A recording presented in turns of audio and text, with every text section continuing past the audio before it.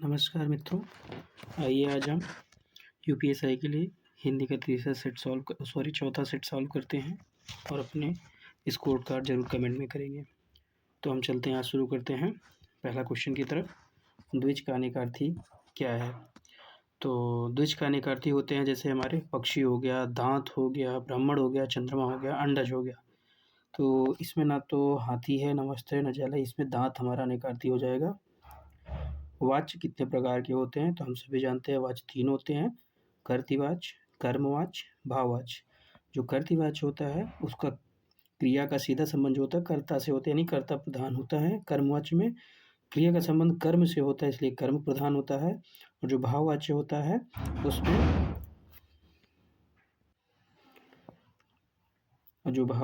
है उसमें होता है क्रिया का भाव प्रदान होता है, जो ना तो कर्ता पर निर्भर करता है ना ही कर्म पर। तो हम क्या जानते हैं, वाच्य हमारे कितने हो गए? 3।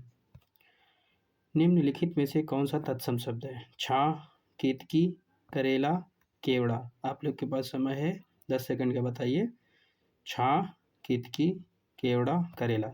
इसमें ऑप्शन ए हो जाएगा, क्योंकि तत्सम पूछा है ना, तो केतकी हो जाएगा इसमें, सी ऑप्शन, क्योंकि इसका जो हमारा तद्भव बनेगा वो केवड़ा बनता है। ठीक है, क्वेश्चन नंबर 4 की तरफ बढ़ते हैं।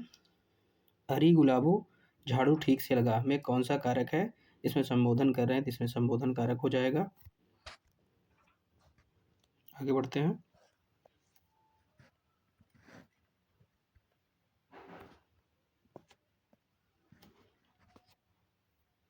पांचवा क्वेश्चन, यथाशक्ति में इनमें से कौन सा समास है?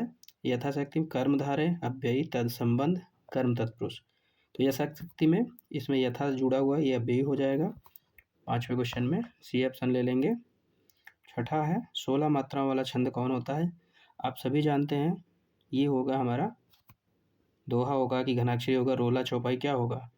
तो 16 मात्राओं वाले में हमारा क्या आता है, आप लोग बताएंगे। इसमें होता है चौपाई, जिसमें 16 मात्राएं चलती हैं, और दोहा में 13-11 चलता है, रोला में 24 चलते हैं। और घनाक्षरी जो होता है इसमें वर्णों की गिनती की जाती है, मतलब मात्राओं की नहीं। जैसे जो पद होते हैं उसमें कुल 31 वर्ण हो तो वो घनाक्षरी जाएगा। ठीक है, अब हम 7वां प्रश्न पढ़ेंगे। 7वां प्रश्न में है, प्रत्यय मूलतः कितने प्रकार के होते हैं? तो प्रत्यय हम सभी जानते हैं, प्रत्यय केवल कितने होते हैं? 2 होते हैं। एक होता है कृत प्रत्यय, एक होता है तद्धित। कृत प्रत्यय जो होता है वो धातु के अंत में जुड़ते हैं या क्रिया के अंत में जुड़ते हैं, लेकिन जो तद्धित होते हैं संज्ञा, सर्वनाम में विशेषण के अंत में जुड़ते हैं। तो इसमें हमारा प्रत्यय मूलतः 2 होते हैं, कृत और तद्धित। अब हम चलते हैं, एक पैसेज है हिंदी का, इसको देखेंगे और इसमें से जो प्रश्न पूछे जाएंगे उसका उत्तर देने की कोशिश करेंगे। प्राचीन काल में जनक महाराज विदेह में राज करते थे। मिथिला विदेह की राजधानी थी। मिथिला नगरी में राजमहल के आसपास कोई 1000 सन्यासियों की पर्णकुटिया थी। मिथिला के सिंहासन पर बैठने के बावजूद जनक को फकीरी का शौक था। कहा जाता है महाराज जनक ज्ञानी थे। वे इस तरह के राजकाज चलाते थे मानो स्वयं परमात्मा के विनयशील सेवक थे। सुबह से शाम तक सारे राज्यों का प्रबंध करते, शत्रुओं का पता करते, अपराधी को दंड देते, लोक कल्याण के उपाय करते। इतना सब कुछ करने के पर भी वे किसी सांसारिक कार्य में लिप्त नहीं होते थे, इसलिए लोग उनको विदेह जनक भी कहते हैं। अब इससे रिलेटेड हम क्वेश्चन करते हैं। उपर्युक्त गद्यांश के अनुसार महाराज जनक का क्या शौक था? अमीरी का, किसी का नहीं, फकीरी का। तो हमने पहले ही देखा था, इसमें फकीरी इनको बड़ा मतलब इनका शौक था। इसको हम ये बावजूद ये जनक फकीरी का शौक था, यहाँ पे आपको मिल जाएगा। 9वां क्वेश्चन पढ़ते हैं। उपर्युक्त गद्यांश के अनुसार महाराज जनक का परमात्मा से कैसा संबंध था? इसमें ऑप्शन है पुत्र का, दास का, सेवक का, विनम्र सेवक का। इसमें सेवक और विनम्र सेवक में कंफ्यूज मत होइएगा, क्योंकि ऑप्शन में जो रहता है वो आप पहले पैसेज में जरूर मैच करिएगा। इसमें विनम्र सेवक वो अपने को बताते हैं, तो डी ऑप्शन हो जाएगा। क्वेश्चन नंबर 10, सब कुछ करने के बाद भी राजा जनक किस कार्य में लिप्त नहीं होते थे? शत्रुओं का पता लगाने में, अपराधी को दंड देने में, लोक कल्याण में, सब में रहते थे, लेकिन सांसारिक कार्य में लिप्त नहीं होते थे। इनमें से बादल का पर्यायवाची शब्द क्या है? नीरद, नीरजा, नीरज, अनिल। इसमें बादल का नीरद हो जाएगा। इनमें से किस एक पत्रिका का संपादन प्रेमचंद्र ने नहीं किया था? प्रेमचंद जी ने मर्यादा, जागरण, माधुरी तीनों किया। सुधा का किसने किया था? इसमें सी ऑप्शन हो जाएगा, सुधा का। अब हम इसमें से 13वां प्रश्न हो गया, अब भैया आएगा इसमें क्वेश्चन नंबर 14 देखते हैं। इनमें से किस वाक्य में प्रश्नवाचक सर्वनाम का प्रयोग हुआ है?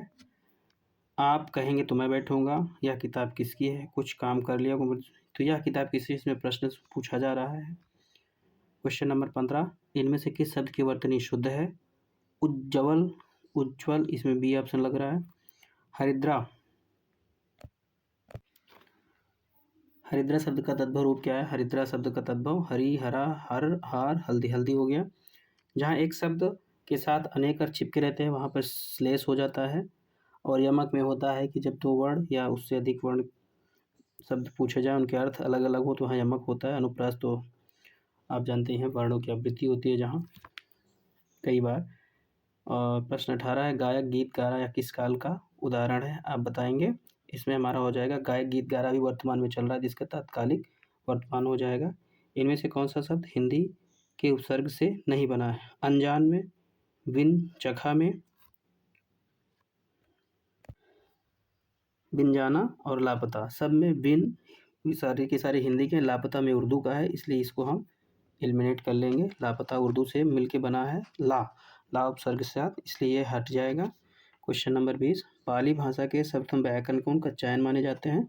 आग और रग का कवि किसे कहा जाता है? इसे रामधारी सिंह दिनकर जी को कहा जाता है। अंडर डेवलपमेंट हिंदी का पर्याय क्या होता है? उसे अल्प विकसित कहते हैं हम। क्वेश्चन नंबर 23, रस के अवयवों की संख्या कितनी होती है? उसमें 4 होती हैं, जिसमें हमारा क्या आता है? संचारी भाव, विभाव, अनुभाव, स्थायी भाव, वो 4 हो गए। अवयव पूछा है, ना कि रसों की संख्या पूछा है। घड़ी संज्ञा का किस प्रकार है? घड़ी संज्ञा का कौन सा प्रकार है? घड़ी अपनी जाति का बोध करा रही है तो वहाँ जातिवाचक संज्ञा हो जाएगा। 25, रसोत्पत्ति में आश्रय की विशेषताएं क्या कहलाती हैं? अनुभव कहलाती हैं। जो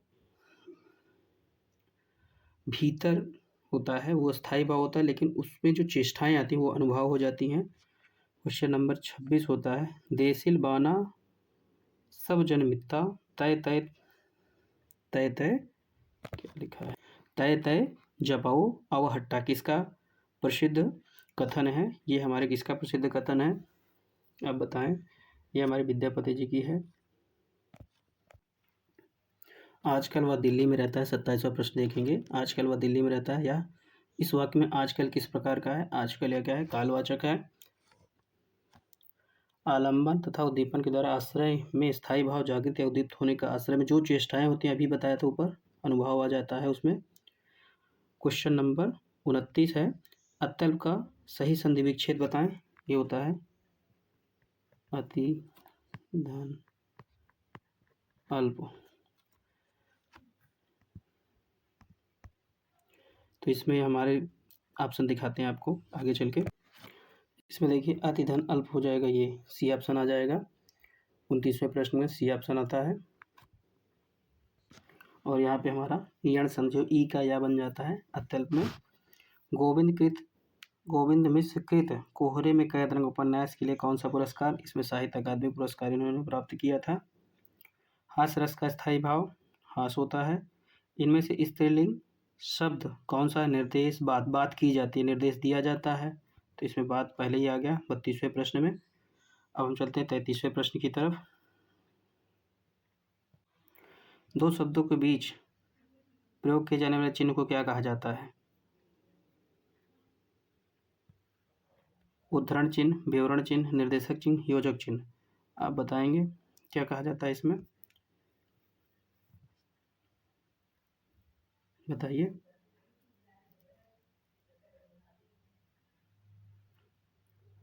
उसे हम योजक चिन्ह कहते हैं, जैसे माता पिता, ऐसे।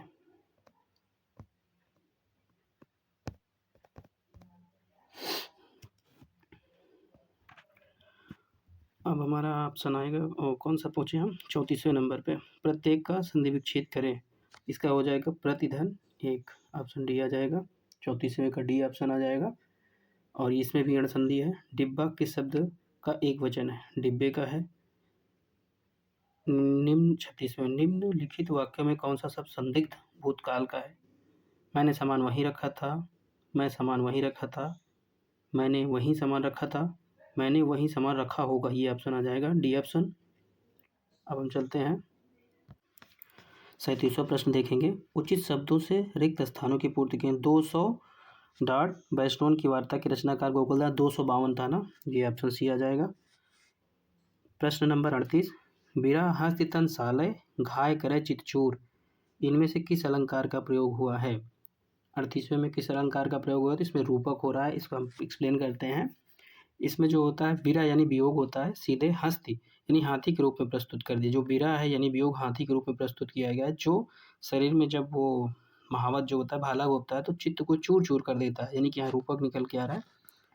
प्रश्न नंबर 39वां है, निम्नलिखित वाक्य में कौन से हिस्से में त्रुटि रह गई है? हर युग से जनता राम राज्य के आने के स्वप्न देखती आई है, ये सही है।